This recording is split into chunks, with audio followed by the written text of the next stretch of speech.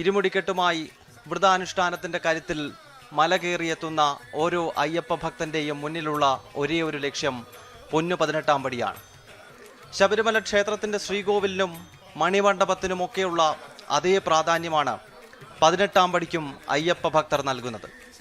ശബരിമല പൂങ്കാവനം എന്നത് 18 മലകൾക്ക് നടുവിൽ സ്ഥിതി ചെയ്യുന്നതാണ്. ആ 18 മലകളെ പ്രതിനിധാനം ചെയ്യുന്നതാണ് 18 പടികൾ. ഈ 18 മലകളിലും ദേവീദേവന്മാരുടെ പ്രതിഷ്ഠകളുണ്ട്. അവരെ പ്രീതിപ്പെടുത്തുന്നതിൻ്റെ ഭാഗമായാണ് പടിപൂജ നടക്കുന്നത്. അങ്ങനെ അയ്യപ്പ ഭക്തരെ സംബന്ധിച്ചിടത്തോളം ഏറ്റവും പവിത്രമായി കണക്കാക്കുന്ന മല കയറിയെത്തുന്ന ഓരോ അയ്യപ്പ ഭക്തൻ്റെയും മുന്നിലെ ലക്ഷ്യമാണ് പൊന്നു 18-ാം പടി. ഇപ്പോൾ പ്രേക്ഷകർ കാണുന്നത് വൈകുന്നേരം മകരജ്യോതി തെളിയാൻ പോകുന്ന പൊന്നമ്പലമേടിൻ്റെ ദൃശ്യമാണ്. സമുദ്രനിരപ്പിൽ നിന്നും ഏതാണ്ട് 4530 അടി ഉയരത്തിൽ സ്ഥിതി ചെയ്യുന്ന പൊന്നമ്പലമേട് നമുക്ക് ഈ ദൃശ്യങ്ങളിലൂടെ കാണാൻ കഴിയുന്നു.